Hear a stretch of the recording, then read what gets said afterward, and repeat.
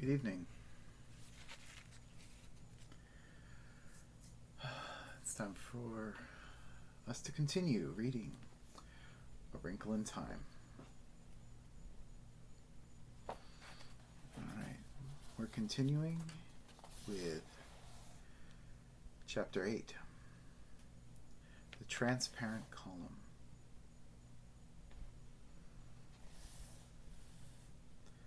Charles Wallace sat there, tucked away, turkey and dressing. Not Chapter 8, that's what we read last time. I'm sorry. Let's go to the next one.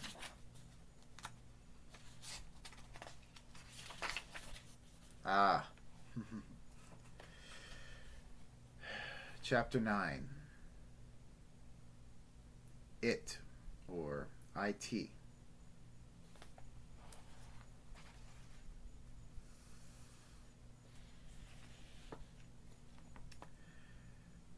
Meg rushed at the man imprisoned in the column, but as she reached what seemed to be the open door, she was hurled back as though she had crashed into a brick wall. Calvin caught her. "It's just transparent, like glass, this time," he told her. "We can't go through it." Meg was so sick and dizzy from the impact that she could not answer for a moment. She could not answer. For a moment, she was afraid that she would throw up or faint. Charles Wallace laughed again, the laugh that was not his own, and it was this that saved her, for once more anger overcame her pain and fear. Charles Wallace, her own real dear Charles Wallace, never laughed at her when she hurt herself. Instead, his arms would go quickly around her neck, and he would press his soft cheek against hers in loving comfort.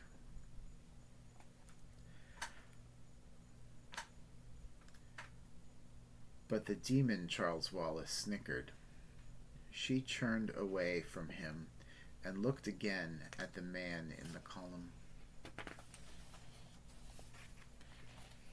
"Oh, Father," she whispered longingly, but the man in the column did not move to look at her. The horn-rimmed glasses, which always seemed so much a part of him, were gone, and the expression on his eyes was turned inward, as though he were deep in thought. He had grown a beard, and the silky brown was shot with gray. His hair, too, had not been cut. It wasn't just the overlong hair of a man in the snapshot at Cape Canaveral. It was pushed back from his head, from his forehead, and fell softly almost to his shoulders, so that he looked like someone in another century, or a shipwrecked sailor. But there was no question, despite the change in him, that he was her father, her own beloved father. "My, he looks a mess, doesn't he?" Charles Wallace said, and sniggered. Meg swung on him with sick rage. "Charles, that's father. Father. So what?" Meg turned away from him and held out her arms to the man in the column. "He doesn't see us, Meg. Calvin said gently. Why not? I think it's sort of like those little peepholes they have in apartments. In the front door, Calvin explained. You know, from inside you can look through and see everything, and from outside you can't see anything at all. We can see him, but he can't see us. Charles, Meg pleaded, let me in to Father. Why? Charles Wallace asked placidly.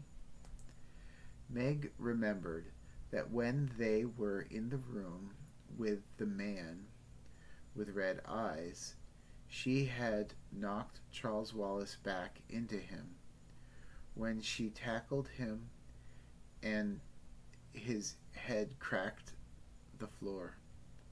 So she hurled herself at him, but before she could reach him, his fist shot out and punched her hard in the stomach. She gasped for breath. Sickly, she turned away from her brother, back to the transparent wall.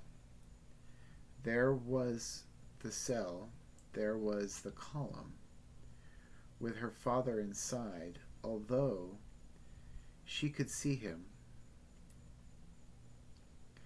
Although she was almost close enough to touch him, he seemed farther away than he had been when she had pointed him out to Calvin in the picture on the piano. He stood there quietly as though frozen in a column of ice, an expression of suffering and endurance on his face that pierced into her heart like an arrow.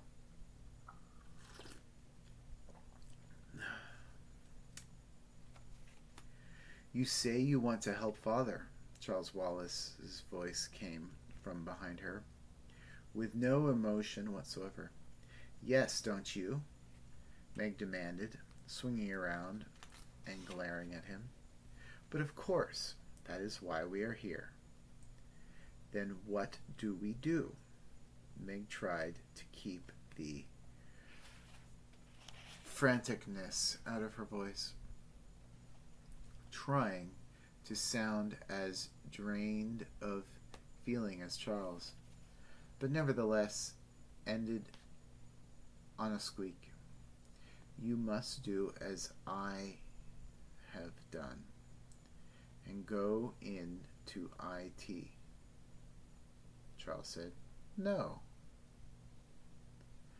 I can see you don't really want to save Father.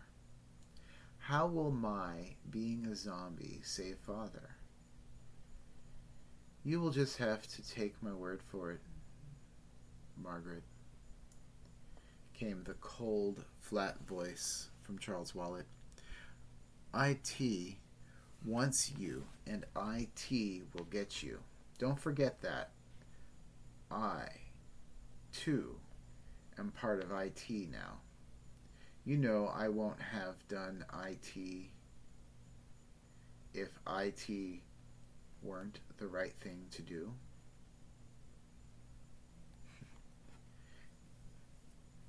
I wouldn't have done it if it weren't the right thing to do. Calvin, Meg asked in agony, will it really save Father? But Calvin was paying no attention to her. He seemed to be concentrating with all his power on Charles Wallace. He stared into the place, the pale blue. That was all that was left of Charles Wallace's eyes, and for the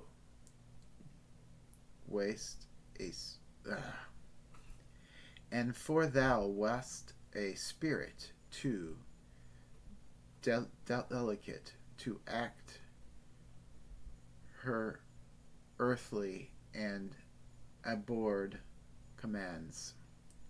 She did confine thee into a cloven pine, he whispered, and Meg recognized Mrs. Who's words to him.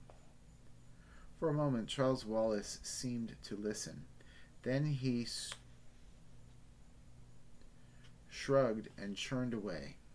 Calvin followed him, trying to keep his eyes focused on Charles.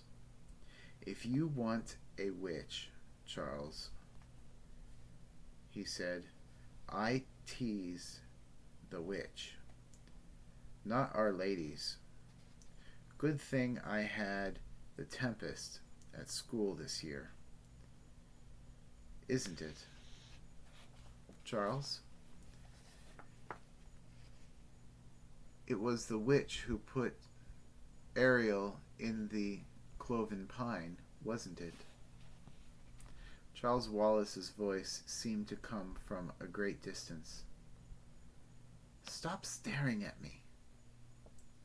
Breathing quickly with excitement, Calvin continued to pin Charles Wallace with his stare.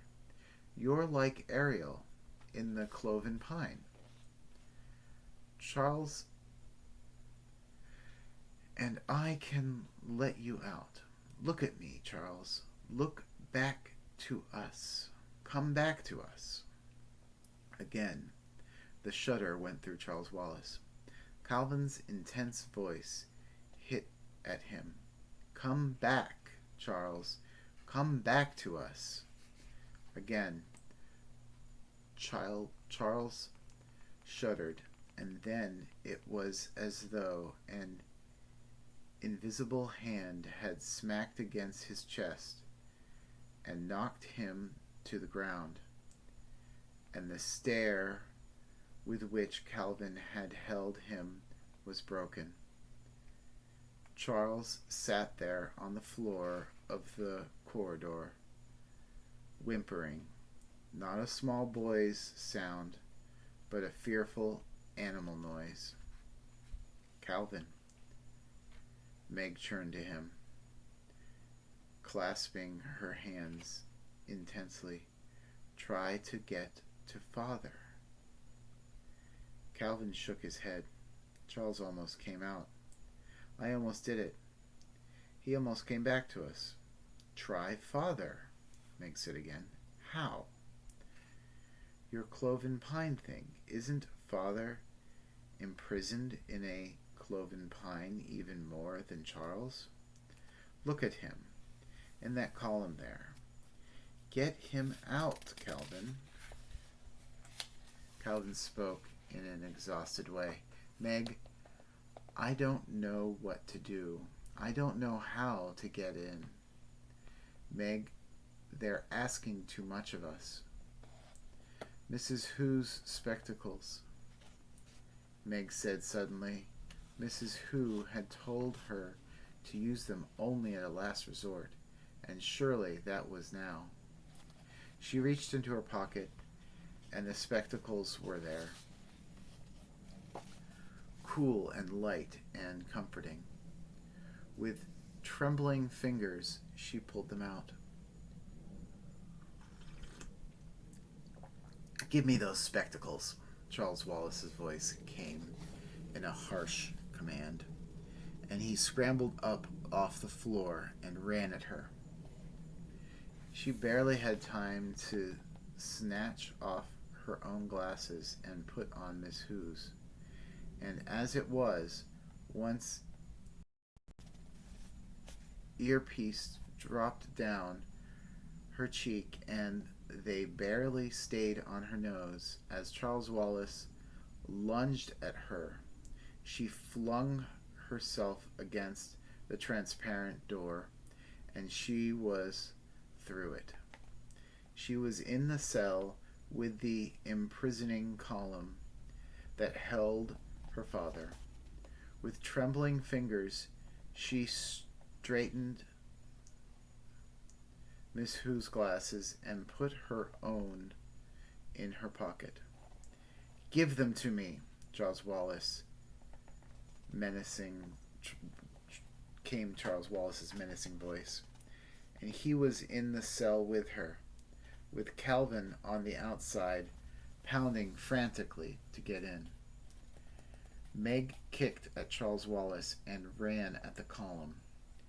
She felt as though she were going through something dark and cold. But she was through. "Father!" she cried, and she was in his arms.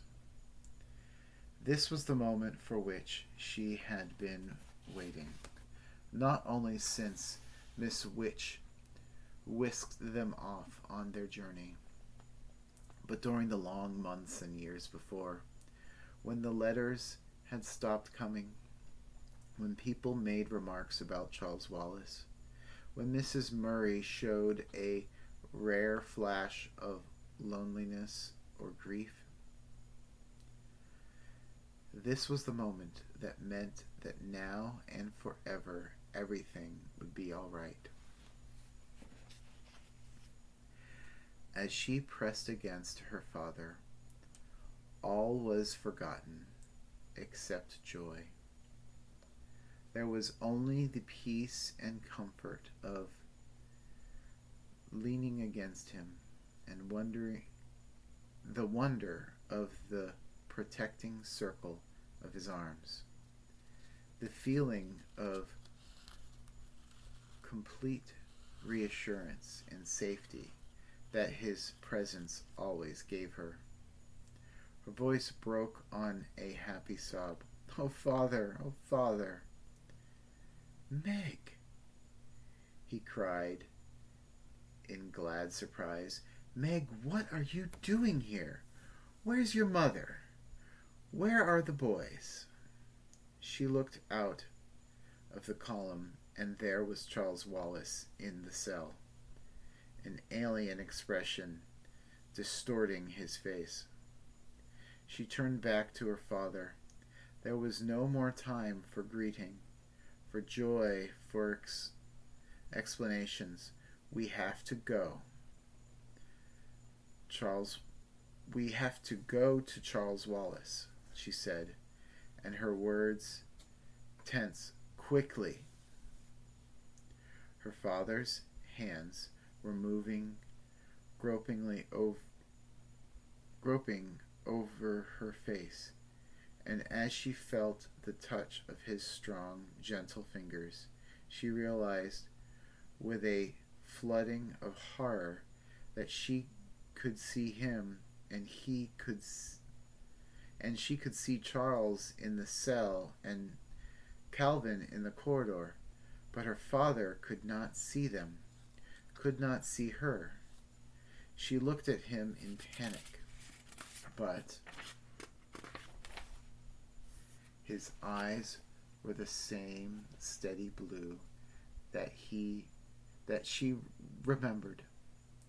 She moved her hand brusquely across his line of vision, but he did not blink.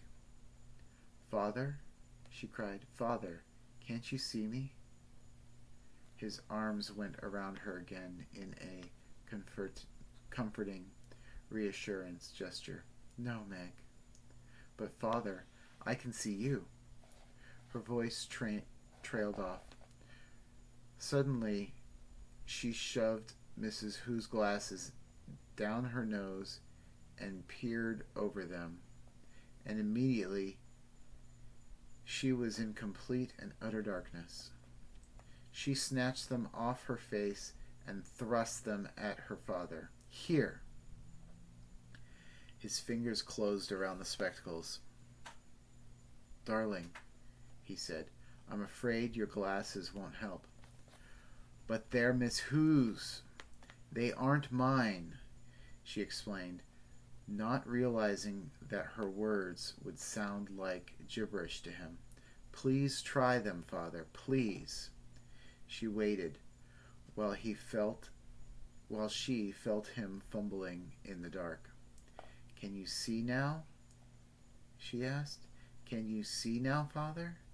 "Yes," he said. "Yes, the wall is transparent now." How extraordinary. I could almost see the atoms rearranging. His voice had its old, familiar sound of excitement and discovery. It was the way he sounded sometimes when he came home from his laboratory after a good day and began to tell his wife about his work. Then he cried out, "Charles! Charles Wallace!" And then, "Meg, what's happening to him? What's wrong? That is Charles, isn't it?" "IT has him, Father," she explained tensely. "He's gone into IT. Father, we have to help him." For a long moment, Miss Murray was silent. Mr. Murray was silent.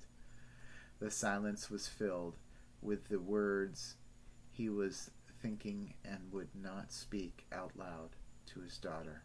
Then he said, "Meg, I'm in prison here. I have been for... Father, these walls, you can go through them. I came through the column to get to you. It was Mrs. Who's glasses." Mr. Murray did not stop to ask who Mrs. Who was. He slapped his hand against the transparent column. It seemed solid enough. "But I got in," Meg repeated. "I'm here. Maybe the glasses help the atoms rearrange. Try it, Father." She waited breathlessly, and after a moment she realized that she was alone in the column. She put out her hands in the darkness and felt its smooth surface curving around her on all sides. She seemed utterly alone. The silence and darkness impenetrable forever. She fought down panic until she heard her father's voice coming to her very faintly. "I'm coming back in for you, Meg." It was almost a tangible feeling as the atoms of the strange material seemed to part to let him through to her. In their beach house at Cape Canaveral, there had been a curtain between dining and living room, made of long strands of rice. It looked like a solid curtain, but you could walk right through it. At first, Meg had flinched each time she came up to the curtain. But gradually, she got used to it and would go running right through, having the long strands of rice swinging behind her. Perhaps the atoms of those walls were arranged in somewhat the same fashion. "Put your arms around my neck, Meg," Mr. Murray said. "Hold on to me tight. Close your eyes and don't be afraid." He picked her up and she wrapped her long legs around his waist and clung to his neck. With Mrs. Who's spectacles on, she had felt only a faint darkness and coldness as she moved through the column. Without the glasses, she felt the same awful clamminess she had felt when they tessered through the outer darkness of Camazotz. Whatever the black thing was to which Camazotz had submitted, It was within as well as without the planet. For a moment, it seemed that the chill darkness would tear her from her father's arms. She tried to scream, but within the icy horror, no sound was possible. Her father's arms tightened about her, and she clung to his neck in a strange hold. But she was no longer lost in panic. She knew that if her father could not get her through the wall, he would stay with her rather than leave her. She knew that she was safe as long as she was within his arms. Then they were outside. The column rose up in the middle of the room, crystal clear and empty.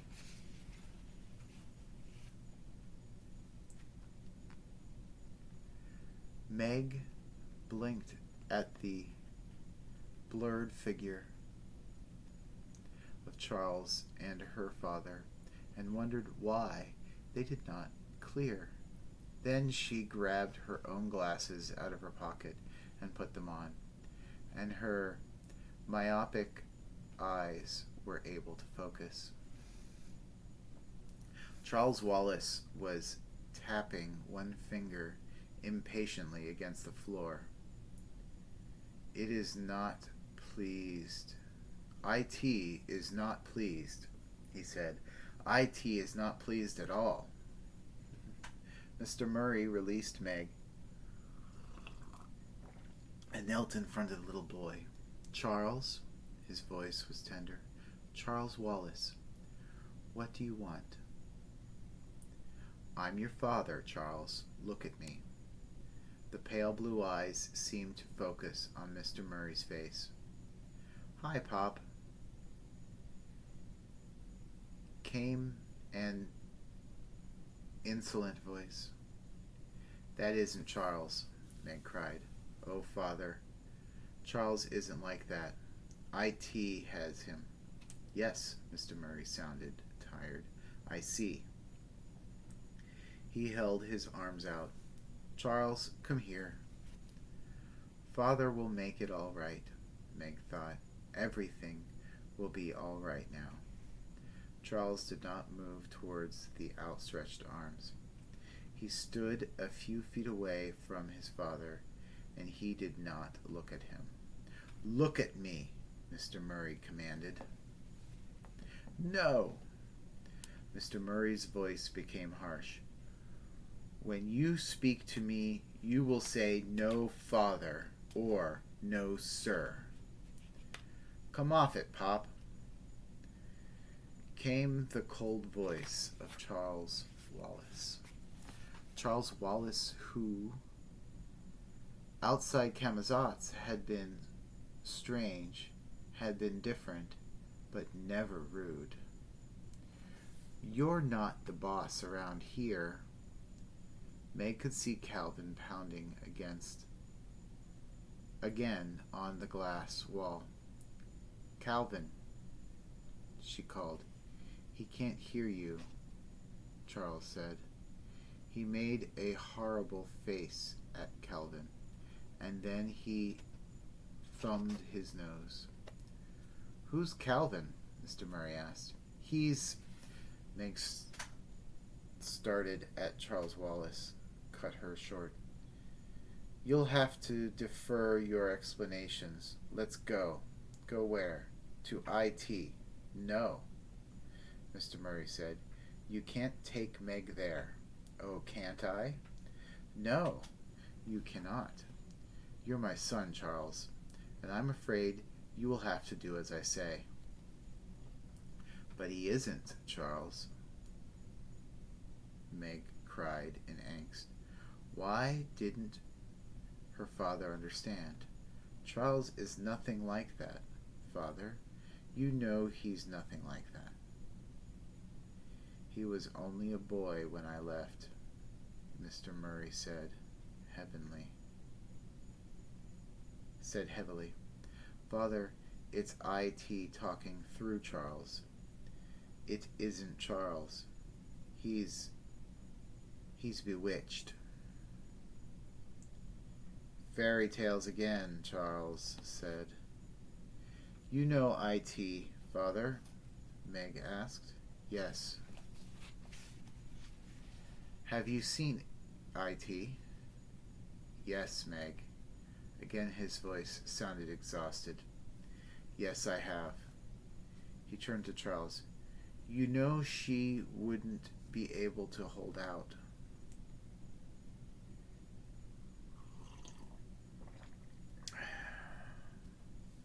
"Exactly," Charles said. "Father, you can't talk to him as though he were Charles. Ask Calvin. Calvin will tell you." "Come along," Charles Wallace said. "We must go." He held up his hand carelessly and walked out of the cell. And there was nothing for Meg or Mr. Murray to do but to follow. As they stepped into the corridor, Meg caught her father's sleeve. "Calvin, here's Father." Calvin turned anxiously towards them. His freckles and his hair stood out brilliantly against his white face. "Make your introductions later," Charles Wallace said. "IT does not like to be kept waiting." He walked down the corridor. His gait seemed to get more jerky with each step. The others followed, walking rapidly to keep up. "Does your father know about the Miss W's?" Calvin asked Meg. "There hasn't been time for anything. Everything's awful." Despair settled like a stone in the pit of Meg's stomach. She had been so certain that the moment she found her father, everything would be all right. Everything would be settled. As the problems would be taken out of her hands. She would no longer be responsible for anything. And instead of this happy and expected outcome, they seemed to be encountering all kinds of new troubles. "He doesn't understand about Charles," she whispered to Calvin, looking unhappily at her father's back as he walked behind the little boy. "Where are we going?" Calvin asked. "To IT, Calvin. I don't want to go.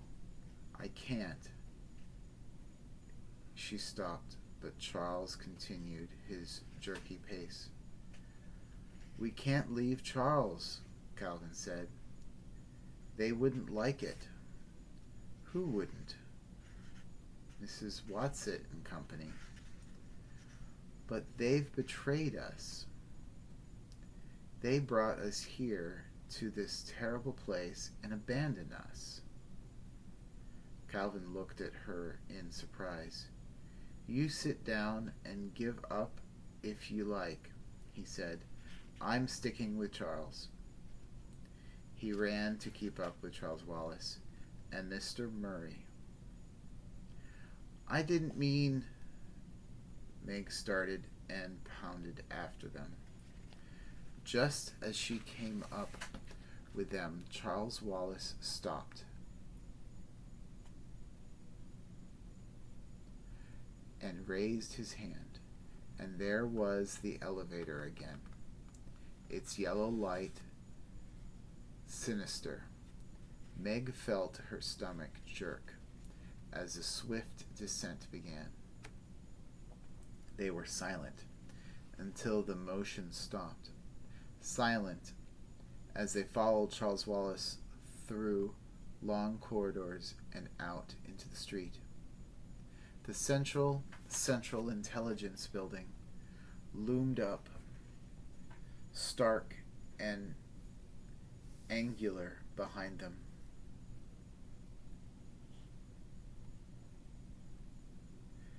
"Do something, Meg," implored her father silently. "Do something. Help. Save us." They churned a corridor, and at the end of the street was a strange, dome-like building. Its walls glowed with a flicker of violet flame. Its silvery roof pulsed with ominous light. The light was neither warm nor cold, but it seemed to reach out and touch them.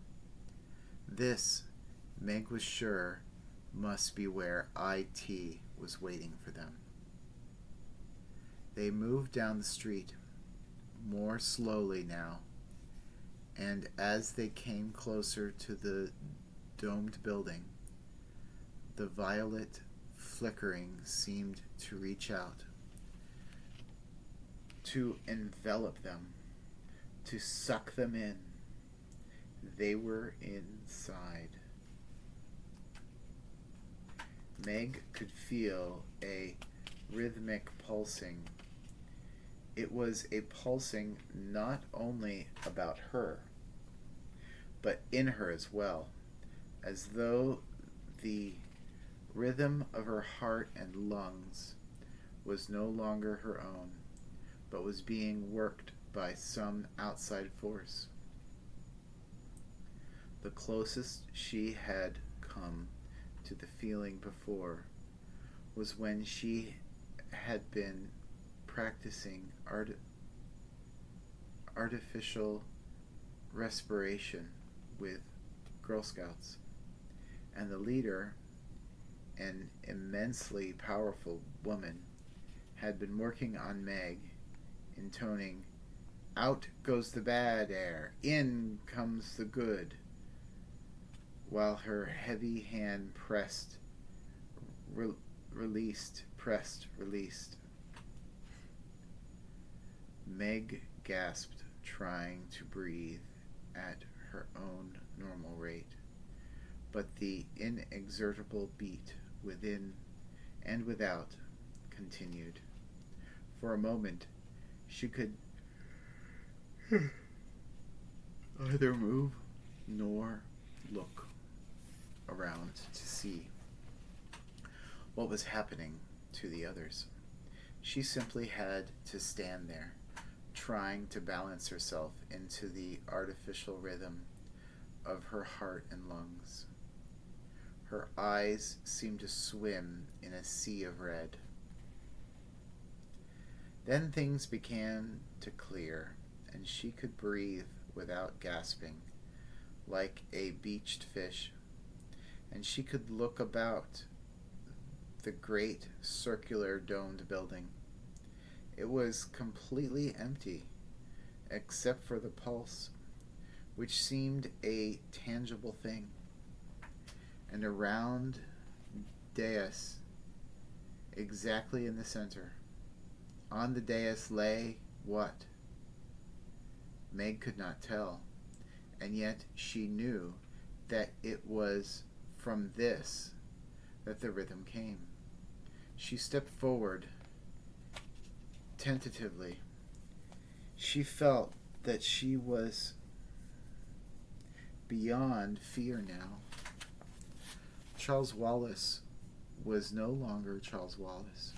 Her father had been found, but he had not made everything all right. Instead, everything was worse than ever, and her abhorred father was bearded and thin and white and not omnipotent after all. No matter what happened next, things could be no more terrible or frightening than they already were. Oh, couldn't they? As she continued to step slowly forward, at least she realized that the thing on the dais was IT was a brain. A disembodied brain. An oversized brain. Just enough larger than normal to be completely revolting and terrifying. A living brain. A brain that pulsed and quivered, that seized and commanded. No wonder the brain was called IT. IT was the most horrible, most repellent thing she had ever seen. Far more nauseating than anything she had ever imagined within her conscious mind, or that had ever tormented her in her most terrible nightmares. But as she had felt she was beyond fear, so now she was beyond screaming. She looked at Charles.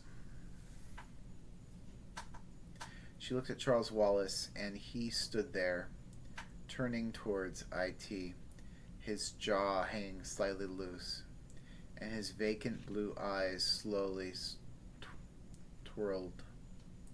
Oh yes, things could always be worse. These twirling eyes within Charles Wallace's soft, round face made Meg icy cold inside and out. She looked away from Charles Wallace and at her father. Her father stood there with Mrs. Who's glasses still perched on his nose. Did he remember that he had them on?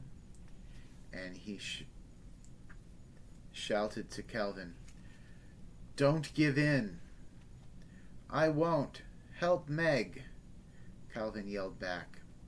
It was absolutely silent within the dome, and yet Meg realized that the only way to speak was to shout with all the power possible, for everywhere she looked, everywhere she turned, was the rhythm, and as it continued to control the systole and diastole of her heart, the intake and outtake of her breath, and the red miasma began to creep before her eyes again. And she was afraid that she was going to lose consciousness, and if she did, that she would be completely in the power of IT.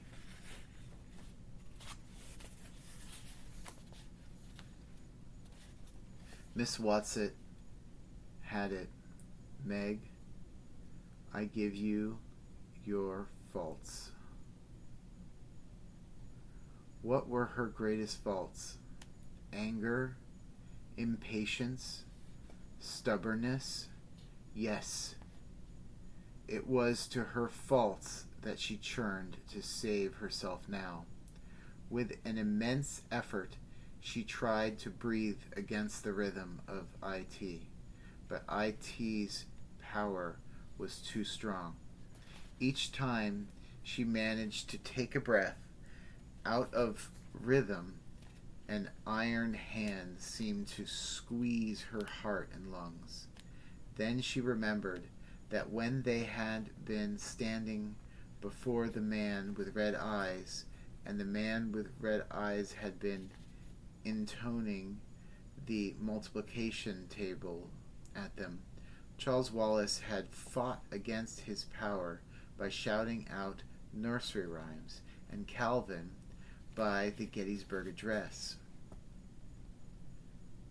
"Georgie Porgy, pudding and pie," she yelled, "kissed the girls and made them cry." That was no good. It was too easy for nursery rhymes to fall into the rhythm of IT. She didn't know the Gettysburg Address. How did the Declaration of Independence begin? She had memorized it only that winter, not because she was required to at school, but simply because she liked it. "We hold these truths to be self-evident," she shouted, "that all men are created equal, that they are endowed by their Creator with certain unalienable rights, that among these are life, liberty, and the pursuit of happiness." As she cried out the words, she felt a mind moving in on her own, felt IT seizing, squeezing her brain. Then she realized that Charles Wallace was speaking, or being spoken through by IT. But that's exactly what we have on Camazotz. Complete equality. Everybody exactly alike. For a moment her brain reeled with confusion. Then came a moment of blazing truth. "No!" she cried triumphantly. "Like and equal are not the same thing at all." "Good girl, Meg," her father shouted at her. But Charles Wallace continued, as though there had been no interruption. "In Camazotz, all are equal. In Camazotz, everybody is the same as everybody else." But he gave her no argument, provided no answer, and she held on to her moment of revelation. Like and equal are two entirely different things. For the moment, she had escaped from the power of IT. But how? She knew that her own puny little brain was no match for this great, bodiless, pulsing, writhing mass on the round dais. She shuddered as she looked at IT. In the lab at school, there was a human brain preserved in formaldehyde, and the senior preparing for college had to take it out and look at it and study it. Meg had felt that when that day came, she would never be able to endure it. But now she thought that if only she had a dissecting knife, she would slash at IT, cutting ruthlessly through cerebellum, cerebrum, and cerebellum. Words spoke within her, directly this time, not through Charles. "Don't you realize that if you destroy me, you also destroy your little brother? If that great brain were cut, were crushed, would every mind under IT control on Camazotz die too? Charles Wallace and the man with the red eyes and the man who ran the #1 spelling machine on the 2nd grade level, and all the children playing ball and skipping rope, and all the mothers and all the men and women going in and out of the buildings. Was their life completely dependent on IT? Were they beyond all possibility of salvation? She felt the brain reaching at her again as she let her stubborn control slip. Red fog glazed her eyes. Faintly she heard her father's voice, though she knew he was shouting at the top of his lungs. The periodic table of elements, Meg. Say it.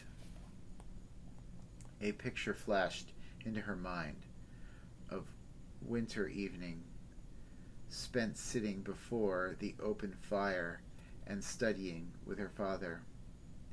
Hydrogen, helium. She started obediently. Keep them in their proper atomic order. What next? She knew it, yes. Lithium, beryllium, boron, carbon, nitrogen, oxygen, fluorine. She shouted the words at her father, churned away from IT. Neon, sodium, magnesium, aluminium, silicon, phosphorus. To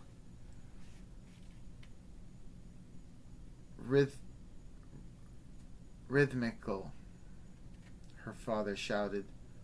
What's the square root of 5? For a moment, she was about to concentrate, rack her brains herself. Meg, don't let IT rack them.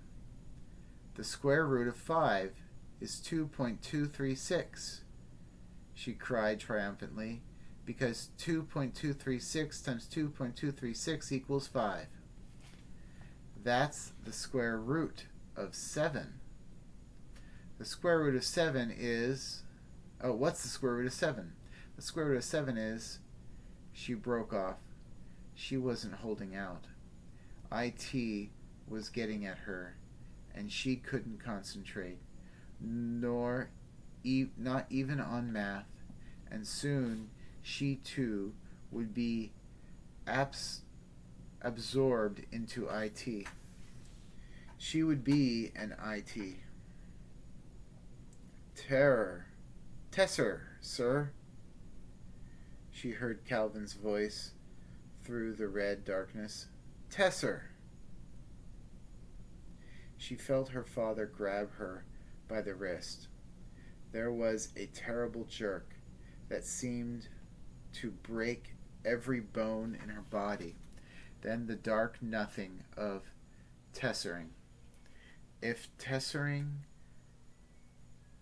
with Miss Watson, Miss Who, and Miss Witch had been a strange and fearful experience, it was nothing like tessering with her father. After all, Mrs. Witch was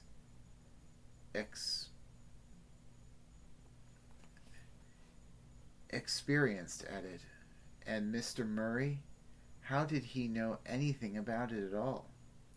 Meg felt that she was being torn apart by the whirlwind.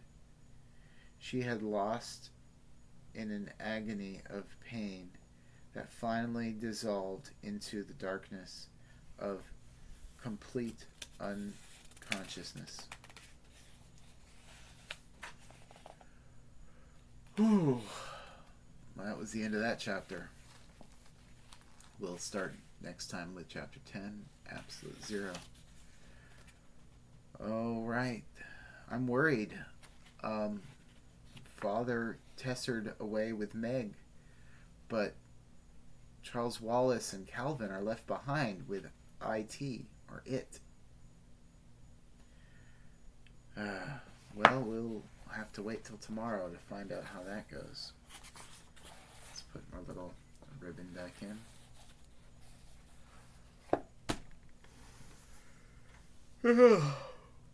Have a good night.